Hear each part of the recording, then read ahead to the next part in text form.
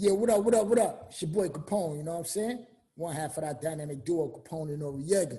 And right now, tuned in to Mikey T, the movie star, you know what I'm saying? Where the movies is made, you know what I'm saying? We don't edit shit. Keep it 100. Mikey T, the movie star. It's your boy Capone. My chick, QB. One. You sure didn't edit anything off of that war report.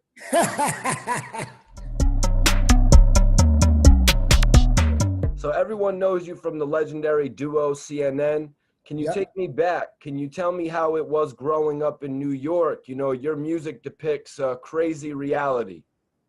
Yeah, I mean, you know, growing up in New York was crazy, you know, especially coming from Queensbridge, one of the biggest projects in the world, you know what I'm saying? If not the biggest projects in the world. So, you know, we seen a lot on the daily. I seen a lot on the daily. Then, you know, branching off the other boroughs, man, New York was crazy, especially coming up in the 80s, man. You know what I mean? That was like gladiator school in New York in the 80s. You know what I mean? It was you had to learn how to survive. You either sold drugs or you was a stick-up kid or you was a fighter, whatever it wasn't good. You know, through this life that you were living, when did you first start to see that music was something that you could get involved with? The crazy thing is I always loved music, you know what I'm saying? Because coming from Queensbridge, like once again, my projects played a big part of my life. You know what I'm saying? I was blessed to be from a place where so many legends come from, you know what I'm saying? And one of the things that we had in Queensbridge was the park jams. That's when, you know, you would see Rakim, you would see Curtis Blow, you would see MC Shan, you would see all of the Juice Crew, Bismarck, you would see a lot of people in and out the park, you know, and that made me fall in love with music. I either wanted to be a DJ or wanted to be a rapper. At that time, I wanted to be a DJ because there was a time when a DJ was kind of bigger than a rapper, you know what I'm saying? There was a time when, you know, it was DJ Jazzy Jeff and Fresh Prince, not Fresh Prince and DJ Jazzy Jeff, you know what I'm saying? So, you know what I'm saying? That's how, you know, Eric B. and Rakim, you know what I'm saying? That's how things was. The DJ was the man, you know what I'm saying? So for me, I came in the game wanting to be a DJ, listening to old 70s music, the late 70s disco and all that. I wanted to cut them records up. And eventually, you know, I started getting into basic love and hip hop lyrics, not just hip hop, but the lyrics. And I said, you know what, I could write. And I couldn't, but eventually I learned, you know what I mean? But Big N.O.R.E from the infamous Mob from Mobb Deep, he wrote my first rhyme, not as a professional rapper, let's get this clear, as a 12, 13-year-old kid, he wrote my first rhyme, you know what I mean? And from there was just everything that I wanted to do had involved music. So was this actually before you met N.O.R.E? This was before I met N.O.R.E, yep. This is before I met N.O.R.E. This is like 88 and 89 and shit like that. I met N.O.R.E in about 92, you know what I mean? But even when I met N.O.R.E, it was not music with us, you know what I'm saying? It wasn't music, it was, you my homeboy, you my dude, you my G, you know what I'm saying? We bidding, we wasn't worried about, I didn't even know he could rap, you know what I'm saying? He didn't know I could rap because we wasn't waking up beating on the tables and all that shit. We was watching basketball, and that's how we actually met, through basketball. That was our calling, basketball, not music. Music came into play probably 3 years later. We was on different sides of the jail, and my team and his team met in the championship. So the whole time before us meeting in the championship, it was like we would go to church and things like that to meet each other. And then that day we finally like had time. It was like, yo, don't play no D on me, I'll play no D on you. And I had like 35, he had like 30. And that was our introduction to homeboyness, to brotherhood. You know what I mean? That was our introduction. And I got him moved to my house, me and OG Pam's, and because he was nice in basketball. That was our calling. And we had a dude named Asiatic. He was like Michael Jordan. He was too great to be 16 or 17 years old, you know what I mean? And then we went from there. We never talked about music. We never talked about forming a group. We never did none of that. We was like, when we go home, we're gonna get some bricks or we're gonna do something or whatever it's gonna be, we're gonna get some money. And that was on our agenda. So put it in perspective for me, like how the two of you actually go on from meeting to becoming Capone-N-Noreaga. Yeah, well, you know, Faith Newman, she was trying to get a situation for me, and that didn't work. And one day I had a session with Buttnick, I think it was Buttnick and Tim Dog. I'm not sure who I had a session with, but it was for my solo project. And N.O.R.E just had came home, and N.O.R.E was like, yo, I'm coming to the studio. And I was like, bet. He comes to the studio, and he's like, yeah, you know I can rap too. I'm like, word? Oh shit, yeah, that's right, I forgot, boom, boom. And I was like, yo, fuck it, jump on this record. And we did a record, and our first record was Panama Canal, man. And it was, you know, like, it was history because we never recorded together, we never rapped together, we never practiced our flows, we never did none of that. We just made a banger the first time we ever got in the booth together. And that's when Capone-N-Noreaga was created. Yeah, that's right, because Capone and Noriega, those are two serious names, man. Yeah. I was Kyle Capone as a little kid, and N.O.R.E was always infatuated with Noriega as a kid. So it was only right we took our two people that we admired the most as far as, you know, characters and use their names you know what I'm saying? Because at that time there was a lot of mob things going on. You had Lucky Luciano, Lou Diamonds, and Lex Diamonds, and all these names, which was dope. We had to find a way to fit in and don't take nobody else's name, and it worked. I appreciate you answering both parts of that question for me right there. So I believe it's 1995 that CNN appears in the Source Unsigned Hype section. Yep, that was real. You were in good company, man. You know, Eminem, Biggie Smalls. Can you tell me about when you found out you were going to be featured in the magazine? Man, at that time, I was like, nigga, we made it. You know what I'm saying? But, you know, that was big for my mom's The Witness and things of that nature, you know what I'm saying? And I just felt like, damn, because you got to realize nobody in that column was superstars yet. You know what I'm saying? It was not like we're in that column where Big was a star. He wasn't a superstar yet. You know what I'm saying? So, you know, it felt good to still be here right now at this moment talking to you and have been in that column. That says a lot about my travels through hip hop. You know what I'm saying? So you say I was in great company. I say I was in blessed company. I was in heaven sent company because everybody, and even though Big, rest in peace, he lost his life, he still made a mark on hip hop that still has yet to be touched. And look at Eminem's mark on hip hop, you know, and look at CNN's mark on hip hop. Look at my mark on hip hop. So, you know, it's a blessing. It's a blessing. I never take any day for granted. And even on a smaller scale, Capone, like looking at being on that column, the Unsigned Hype, it's like, okay, this is going to be my job. I'm never going to go back to being a manager at a grocery store or, you know what I mean? It's like, this is gonna be what I mean, for a living. For me though, that I ain't gonna lie, I was still selling drugs. Like even though I was still selling drugs. I was still going out of state. I was still going to Baltimore. I was still going to Troy. So, you know, it was like, I'm in the Unsigned Hype, but I refuse to be broke and on the Unsigned Hype column, that because, you know, your life changes. Now you go from being the people that people wanting to get recognized to now you're recognized. Now you're in hip hop. You are in a magazine. It's like you made it. But I'm not gonna sit there and say we was rich at the time. I'm not gonna sit there and say we was broke. But we was doing what we had to do to survive and to live how we was living without let's say going to jail forever. You know what I'm saying? Because I already had a case. I want to get this clear. Like people like, how you get a record deal and all this and catch a case and all? No, that's not what happened. I already had the case and got my record deal. That's why I love Neil Levine and Penalty, because they signed me knowing I was going to jail. They had to give me a record deal, but they knew I was going to jail. And they still gave me a record deal.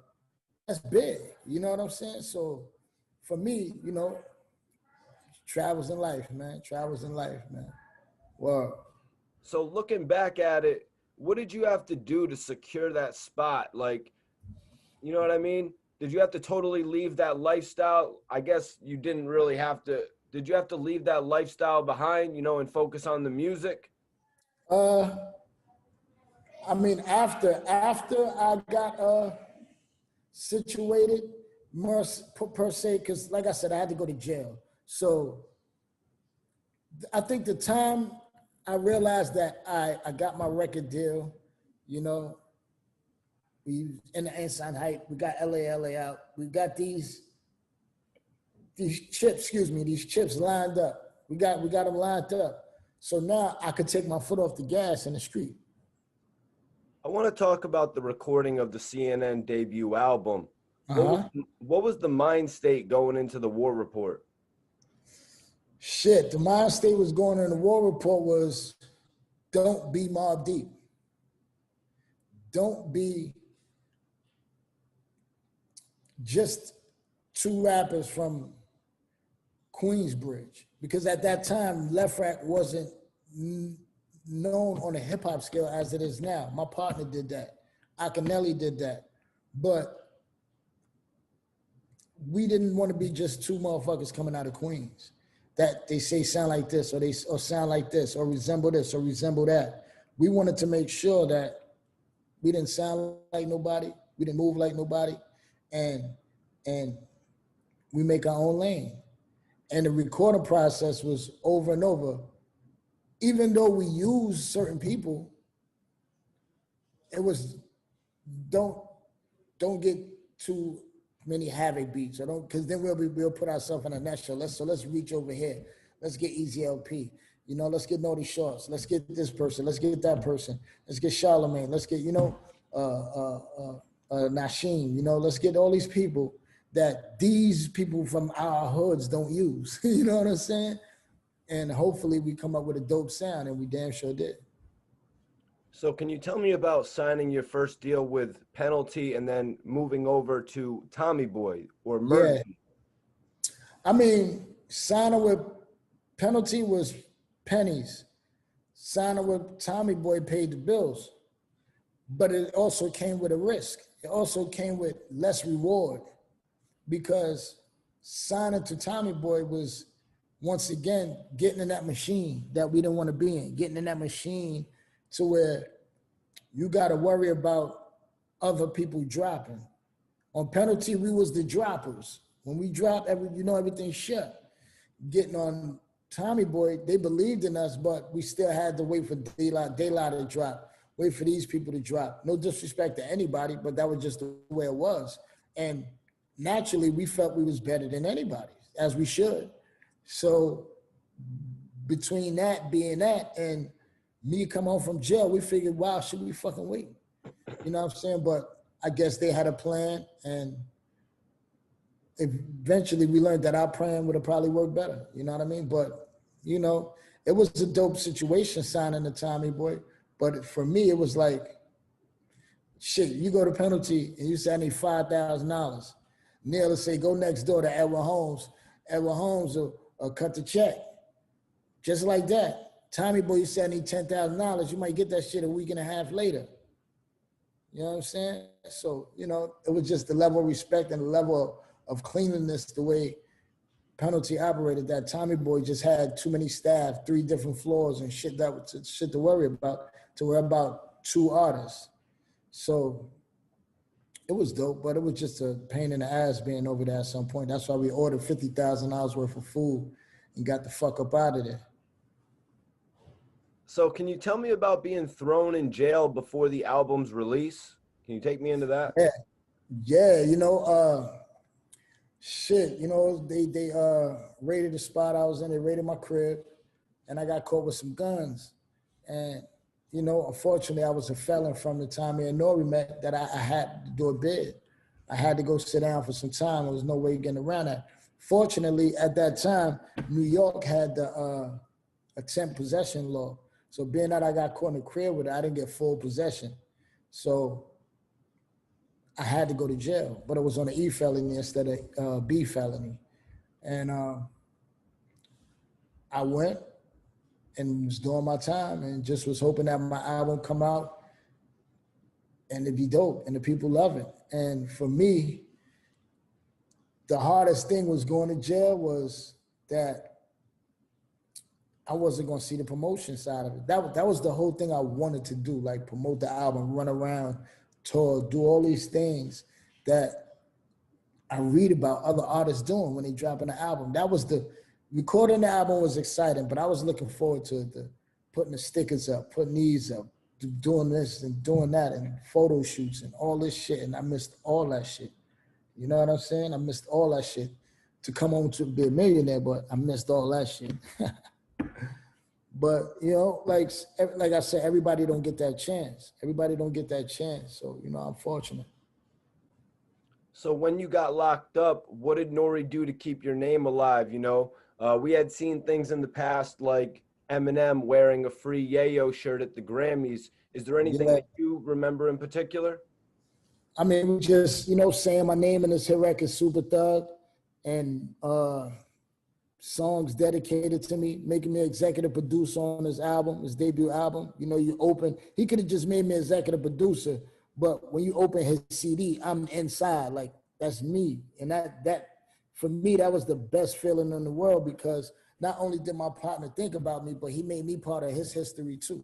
So no matter what we go through in life, I'm forever indebted for that. You know what I'm saying?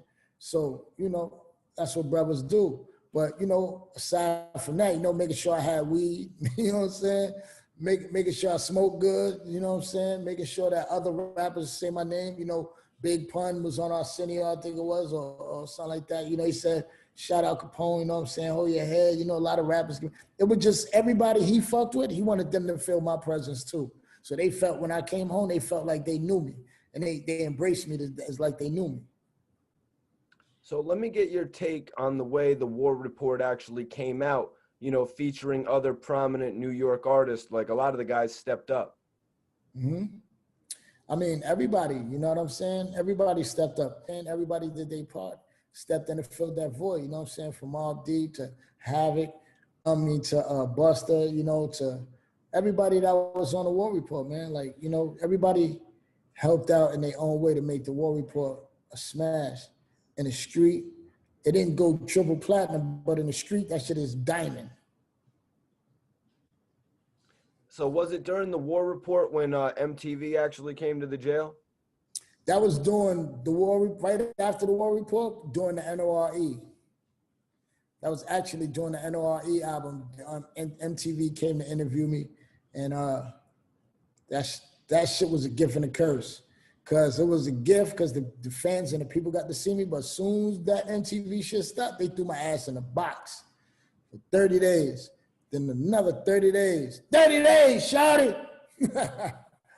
30 days, you know what I'm saying? But, you know, they ain't like what I had to say. And plus I had on wallabies and glasses, and they said that shit was considered contraband because I was on loss of everything because I got to caught a dirty urine.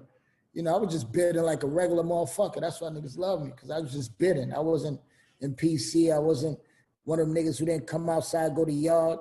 I'm in the yard just like you. You working out, I'm smoking weed. I'm spending too, you know what I'm saying? So, you know, that was my shit. Niggas know Pone like to smoke and chill, eat food and shit. Like, that's what I did. I worked out sometimes, but you don't fuck me, I don't fuck with you. Anything else, you know, it's a problem. But that was just life, man. That was life at that time, man. But, you know, I enjoyed it because I met a lot of people. Being the only child, I met a lot of people that I deal with to this day that I call my brother in the pen, man. And MTV, the dopest thing about it is they knew that I was going to be in some shit when they left. So they called the jail probably 10 times after that interview just to make sure I was okay. That was dope. Nobody ever know. I never told nobody that. It's only the people at Penalty that was working there, MTV, people that was working there that was around. If I say this and they hear the interview, they're gonna be like, damn, that's true. They just want to make, because they knew just the way the guards was looking. When we leave, they're gonna fuck him up or do some grimy shit. And yeah, that's what happened. Man, yeah. Can you tell me about MTV actually coming to the jail? Tupac had a jail interview. More recently, Shine. I think MTV came and interviewed Shine. Mac B and Bang'em Smurf had jail interviews as well. Yeah, but you know, I didn't start this interview shit, but I think that I was maybe the second person, or yeah, the second person as a hip hop artist for MTV to come to a jail to interview. Because it was only Pac and me at that point, I think. And then they came and got Shine after you. Yeah, they came and got Shine. They did Shine after me. You know what I'm saying? But me and Pac at that time, because Pac was what, 90, 95? Mine was 97, 98. You know what I'm saying? Ain't no other rapper that was bigger than me and Pac went to jail with no fanfare. You know what I mean? So just imagine what everyone in there is thinking about you. The cameras are coming in there, you know. That's what they're saying. Like, only Pac had this shit, and I'm feeling good though. Like, I gotta represent. I gotta have my shine on. You know, I wasn't rented. That was my shit. You know what I'm saying? I had to take everything that I knew that was contraband and put that shit on.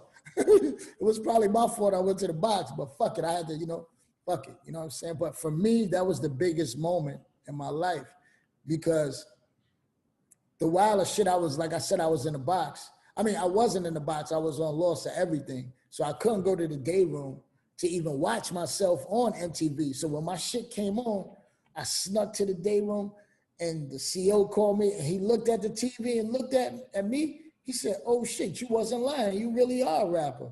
I said, "Yeah." Now all the people in the dome was like, "What the fuck? We told you he was a big rapper." And my life changed. After that, everybody was cool. CEO, you want to smoke extra cigarette, an extra 20 minutes that night? Go ahead. You got a superstar. But then you got the ones that hate it. Motherfucker, I get thrown in the box for no reason. And it wasn't fair, because the deputy of the jail daughter was writing me, and I wasn't even getting the letters. He was just mad that she was trying to write me. And I never even got the letters. I never even said nothing to her. And he took my good time and everything, but I got a reverse because of that, because he showed impartialness. He showed that it was personal. He was trying to make me max out. That was my life in jail, man. So they took all my good time, and I was supposed to do 3 years, and instead of doing 3 years, I did 30 months. Can you take me into how things picked back up for CNN once you got home from jail? Yeah, it was like,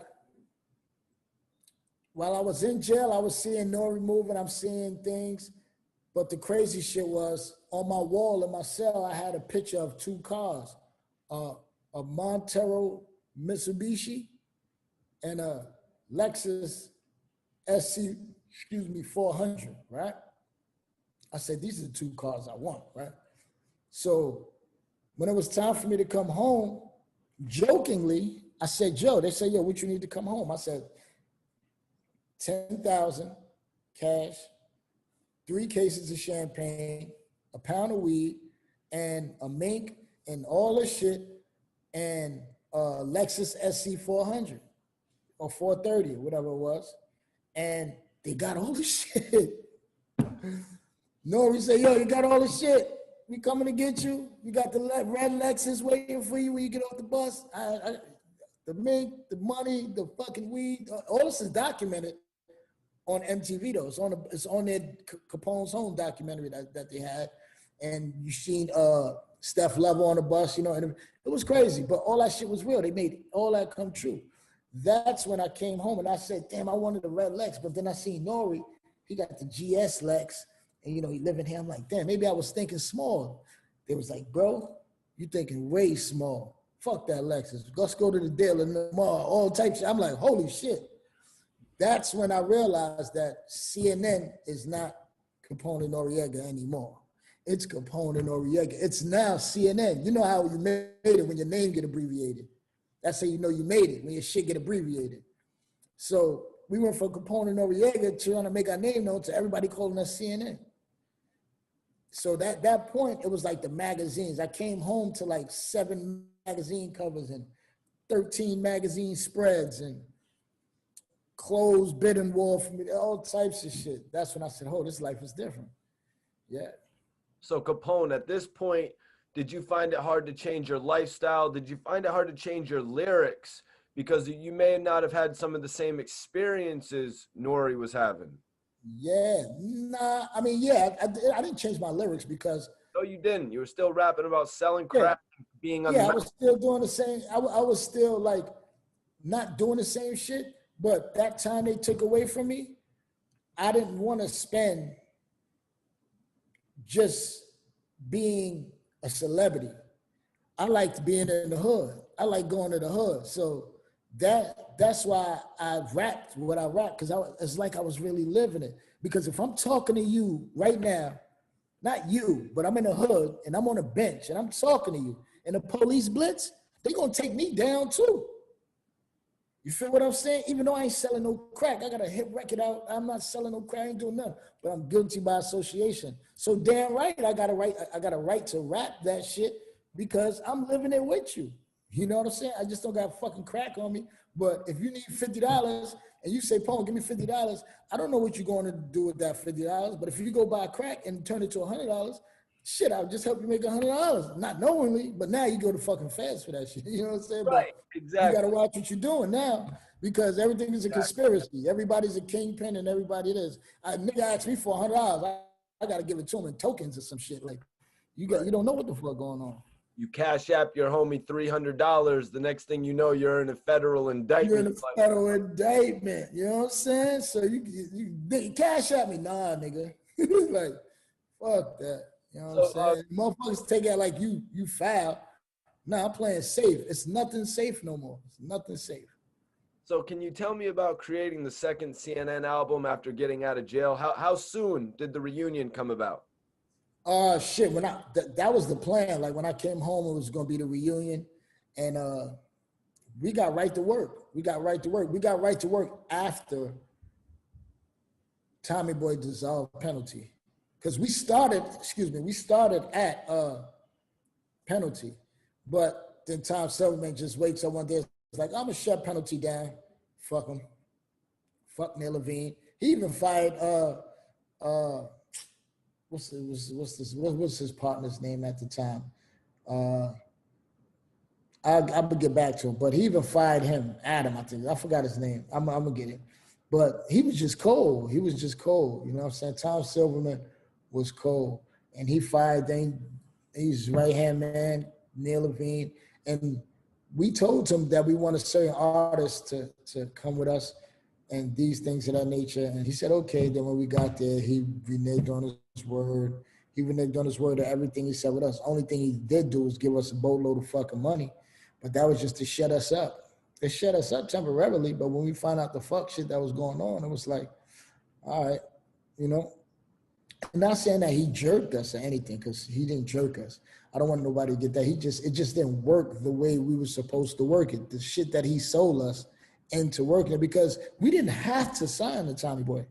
He was dissolving Penalty. He was asking us to sign with him because it would make the transition easy. But we could have said no. We could have easily said no, fuck you, or give us this. And we played the game. Like, fuck it. Long as you bring these people with us, and you said yes, and then it didn't happen. And that's when things turn sour. So can you tell me about, excuse me. So what was the difference working on the War Report to working on the reunion? I was nigga rich. I was rich, but I was nigga rich.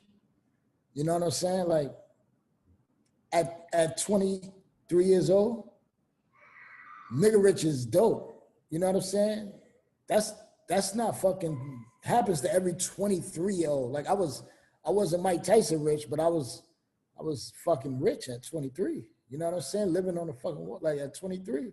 You know what I'm saying? So the difference in recording was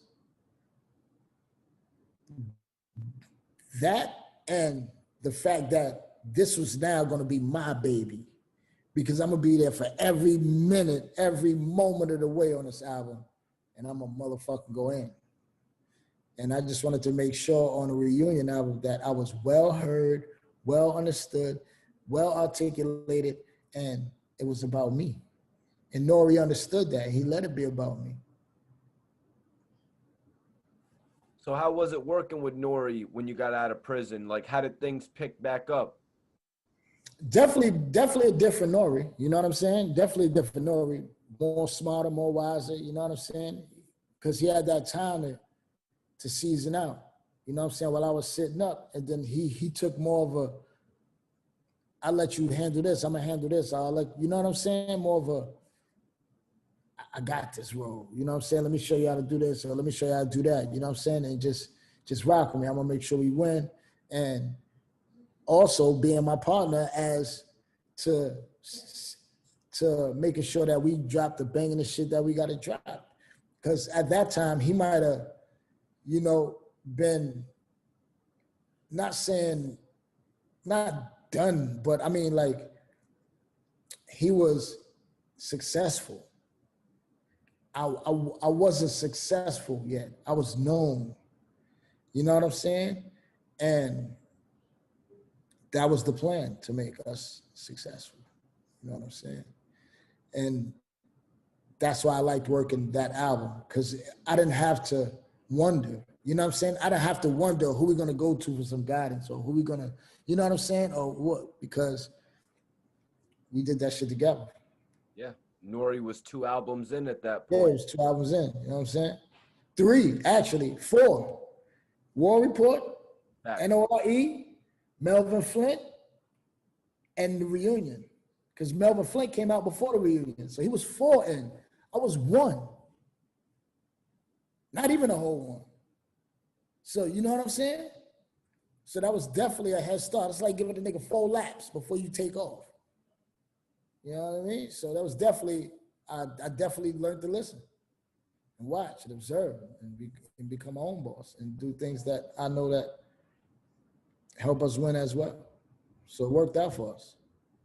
So we spoke on first signing to Penalty. Mm-hmm. What do you remember most about leaving Tommy Boy for Def Jam? Ordering $50,000 worth of food. We ordered 100 pizza pies, 30 steaks, 17 Mr. Childs, 40 Benihana's, 30 patty melts, turkey melts, 45 egg foo youngs, and shit. It's a lot of money, And at that time, you know, the record labels, the stores didn't take money. They had their account numbers. So you order whatever you're gonna order, it's going on the account card. They don't know. So these companies like, what? 45? They taking it. They ain't asking for nothing. They got their card on file. So they don't gotta ask. All you gotta do is have somebody sign for it. We sending one of our niggas up at the door. Big pallets of shit coming. Oh, don't worry, that's us. We taking the shit we want and then leaving the shit we don't want. We taking the Mr. Childs, the Benihanas, everybody taking all that shit. We leaving them the McDonald's, the 50 pizza pies, the 70 steak sandwiches, and yeah, we OD. We OD. The next day we went up there to see as much as we OD, and the police was right there at the escalator. Was like, y'all are not allowed in the building. If you arrest y'all asses. We was like, yes, it worked. Word. Really? I mean, what was that, like $5,000 or $6,000? A fool? Yeah. Nah, I'm talking about like fucking 20, 30,000, 50. It was like 50,000. That shit was like, it was money so tall, oh, bitch would fall. Like, it was like 50,000. But it was the best thing in our life. Even though I think we had to pay it back. We was getting so much money at the time though, but it was like, fuck it, we got to pay it back, we pay it back. But it came out of budget somewhere. You just ain't see it, but it was just dope just to fucking have it happen. No, I heard you speaking on it, and it's like, yeah, if we got to pay it back, pull it out of the money you owe us, and while you and we good. That's the money you owe us. Yeah, Leo Cole wasn't sweating that. Leo Cole was laughing at that shit because he's like, that should have never happened at Def Jam. We was like, we know that. He was like, this is a different league. Because we knew Leo Cohen. And that's like I said with N.O.R.E, like he had that in his back pocket because Leo wanted CNN. He wanted us. Who was it that brought you guys over to Def Jam, man? You had mentioned Leo Cohen. Yeah, Leo, Tina Davis, Kevin Louse, Dream Team. I call them the Dream Team because that was everybody dream team. Like if you dreamed of working on Def Jam, you dreamed of working with one of those 3 people in your life. Leo, Tina Davis, Kevin Louse. I always salute them because they gave us a shot. Even though at that time, we was like the bad boys of the game. We come into the club 100 deep, fucking niggas up, you know what I'm saying? But overall, they believed in us, you know what I'm saying? And then the first thing they signed us up for, we had a shootout at the radio station. Hey.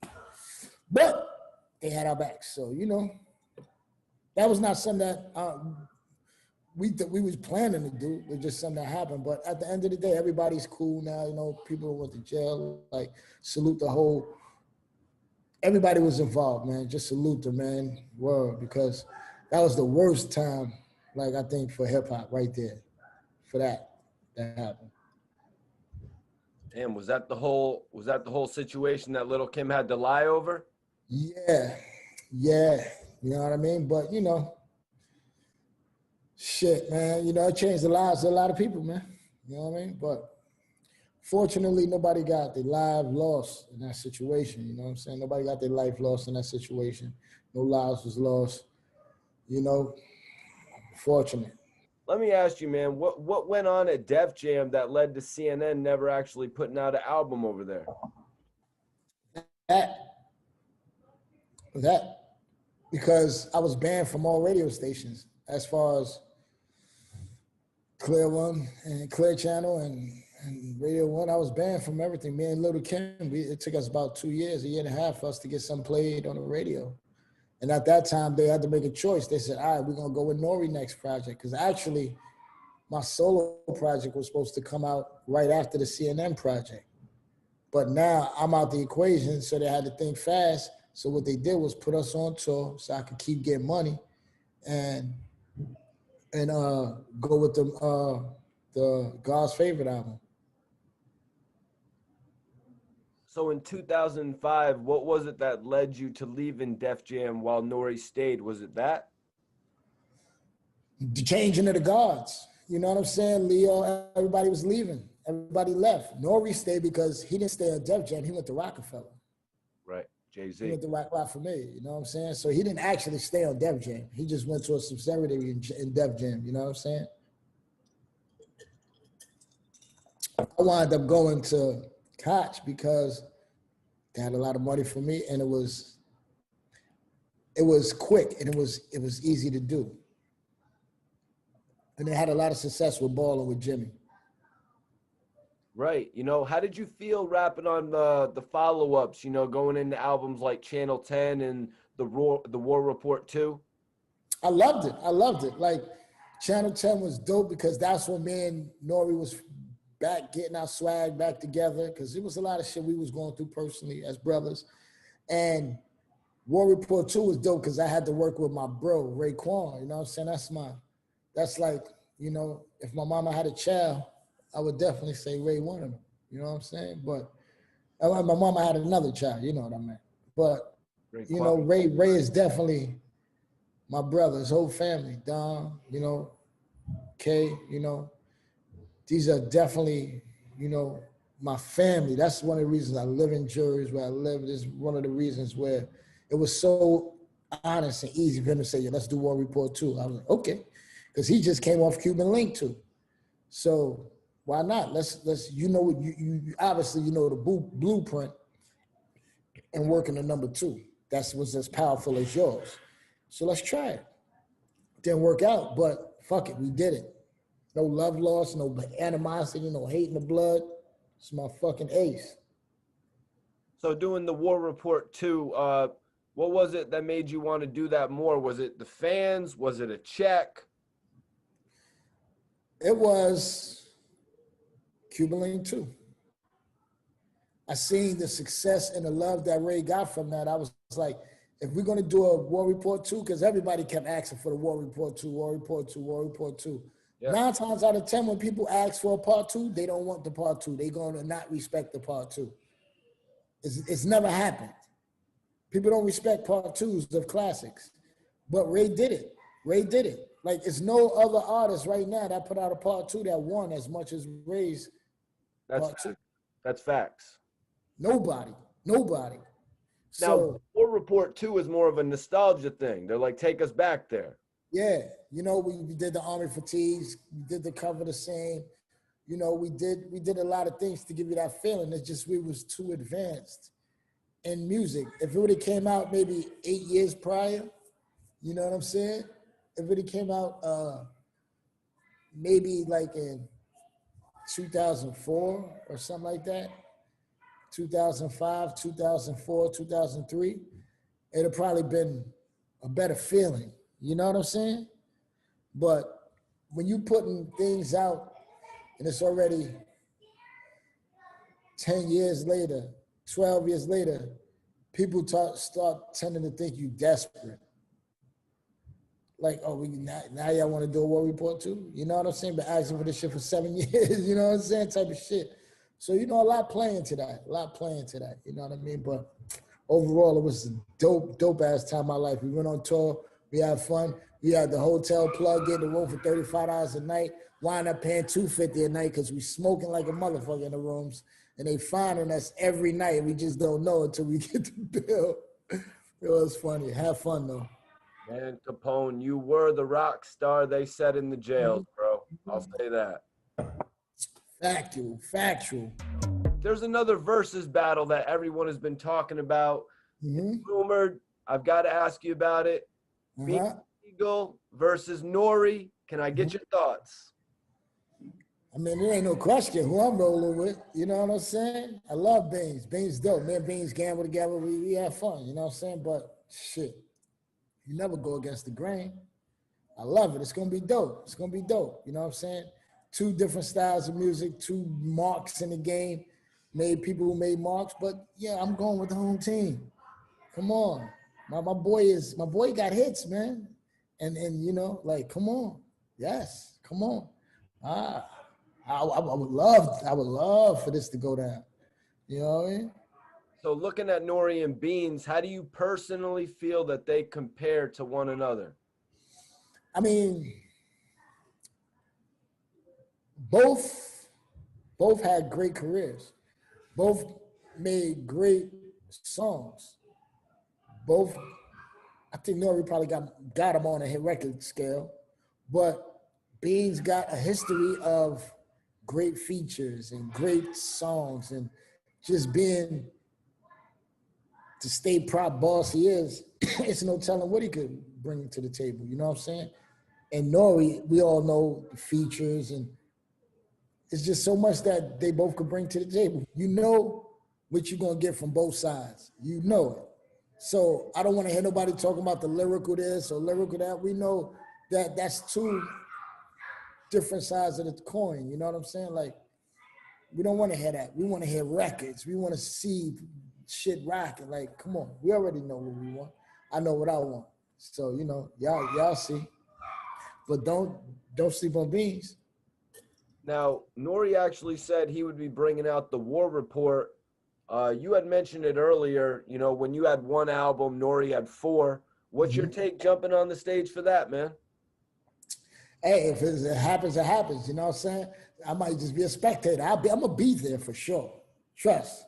But, you know, I don't know if I'm going to be a spectator. I don't know. But, you know, as long as I'm there, we lit. You know what I'm saying? Anything can happen.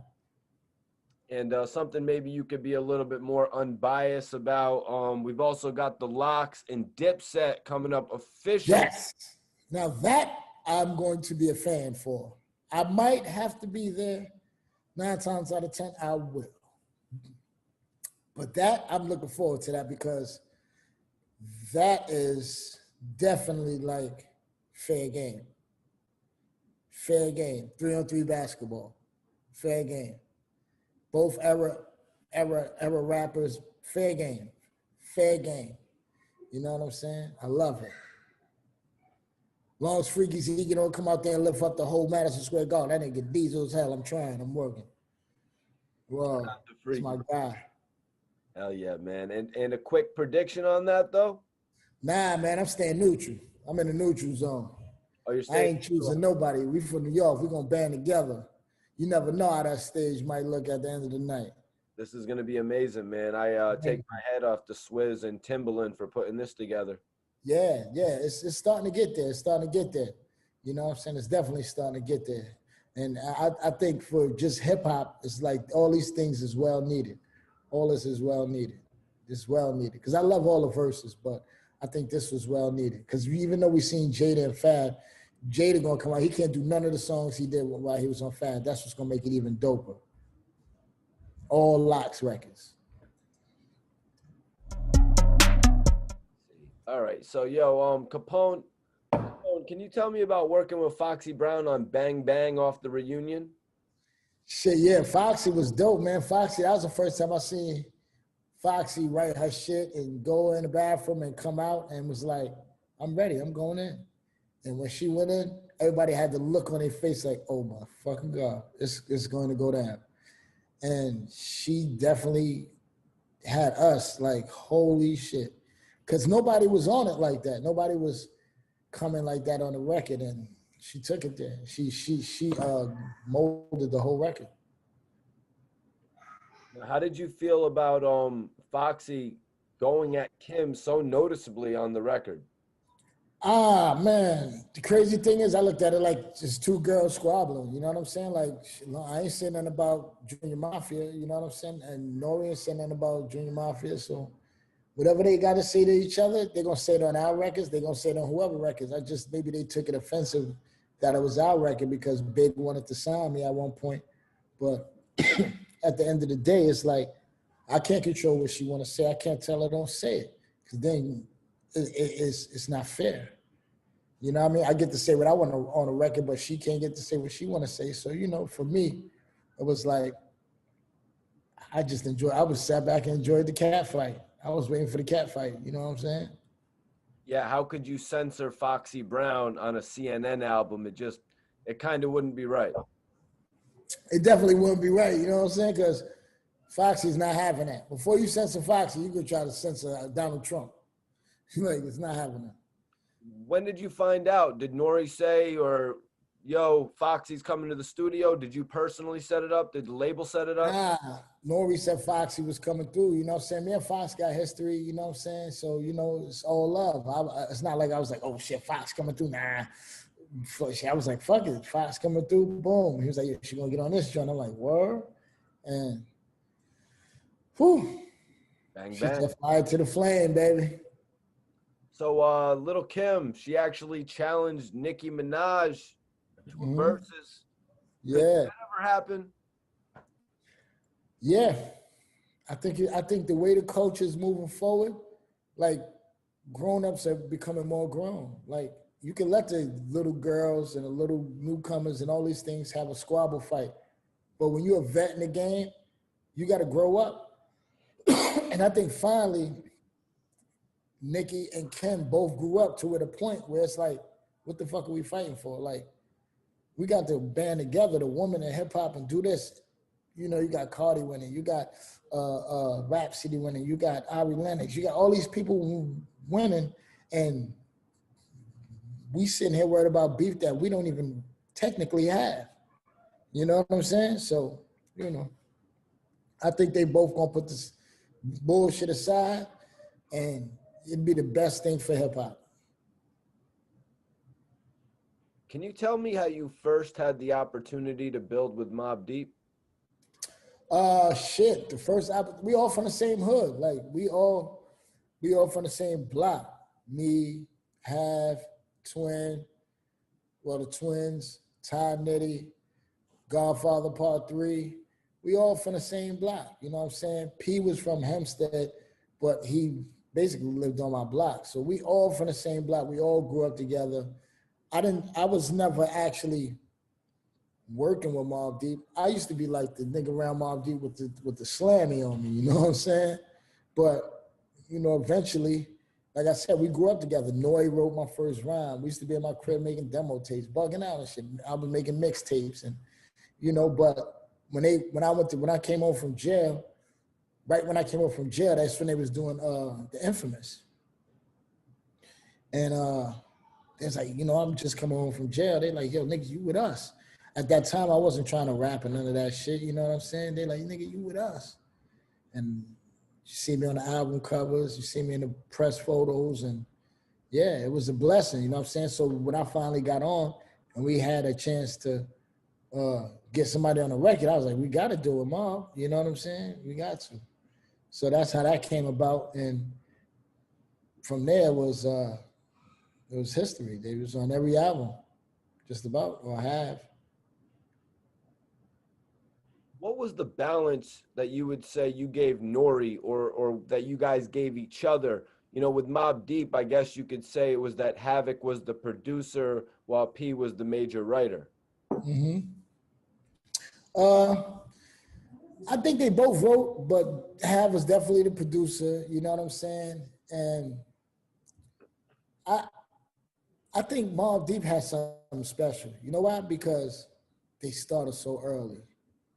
Juvenile hell. Like you get kids at that point, they tend to lose each other in their 20s, in their late teens, and they kept that shit going, man. I'm you know, like if it wasn't, this is crazy. If it wasn't for Mobb Deep and for Dog Pound, there would be no CNN.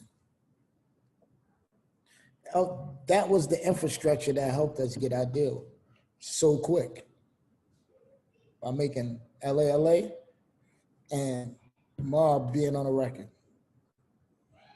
That got us our deal. How was it chosen that it was going to be you two groups coming together to respond to New York, New York? It wasn't.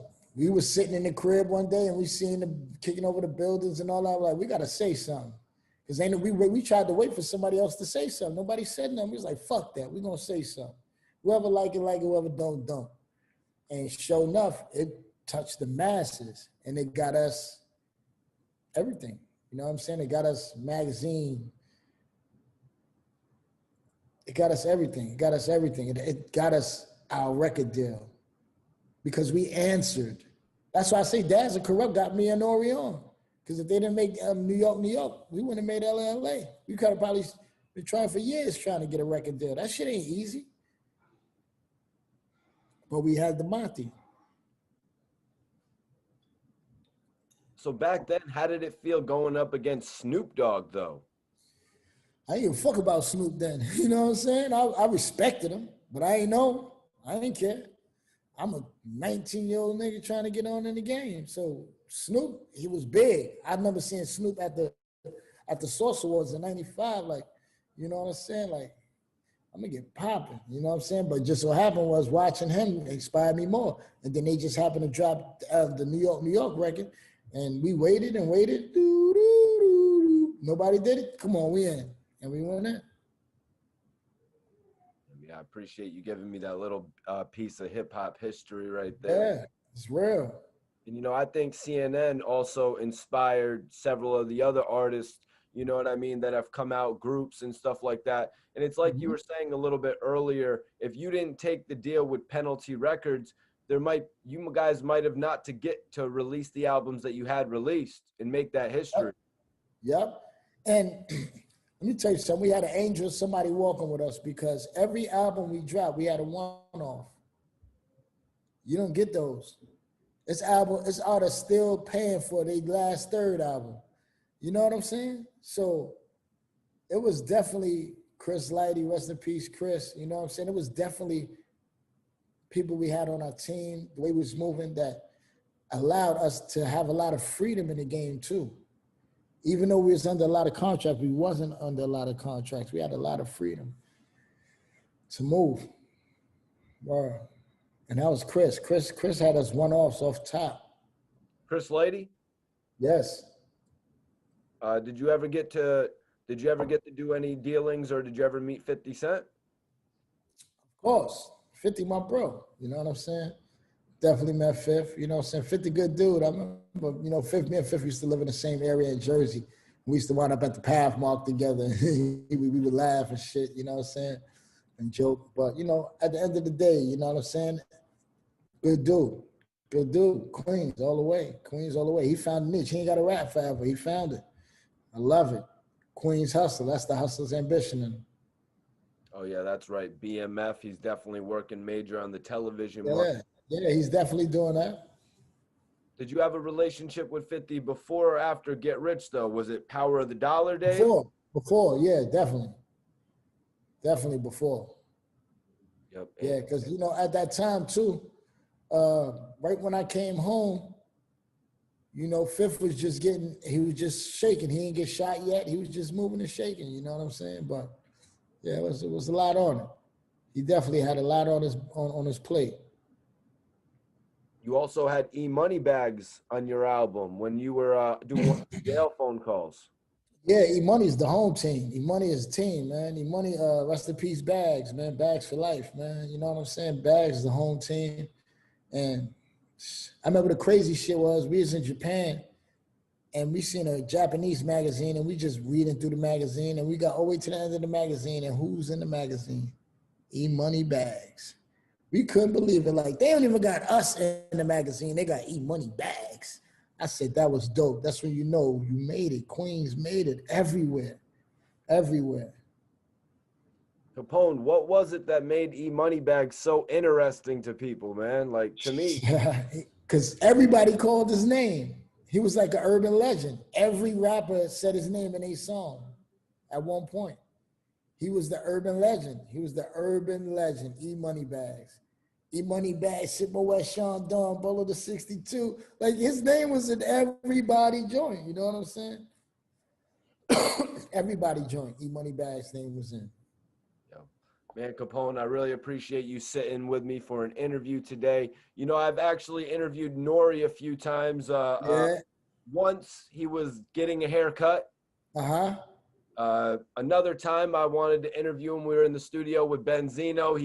He's like, yo, Mikey, roll up a blunt. Yeah. Another time we were at Miami, down South Beach. He was Club Dream. He was across the street at the burger spot. Yeah, Cheeseburger Baby. Yeah. I pop in there. I'm like, N.O.R.E, what's good? We're doing the interview. He's like, Mikey, drink this 40 with me right here. I run into him in New York at the video shoot with Method Man. Yeah. I'm like, yo, N.O.R.E, what's good with the interview, bro? Yeah. Yo, Mikey, smoke this raw joint. Yo, man, Oh, I appreciate you sitting down. That's good, yo, Mike. Super love, man. Super love, man. I appreciate you, having the love for CNN, man. You know, it's definitely a blessing. You know, they was like, how long you want to go for an interview? I'm like, fuck it, me and Mikey chilling all night. I got a drink, you know what I'm saying? Fuck it, we in, you know what I mean? I really appreciate you, Capone. Super love, family. Super love.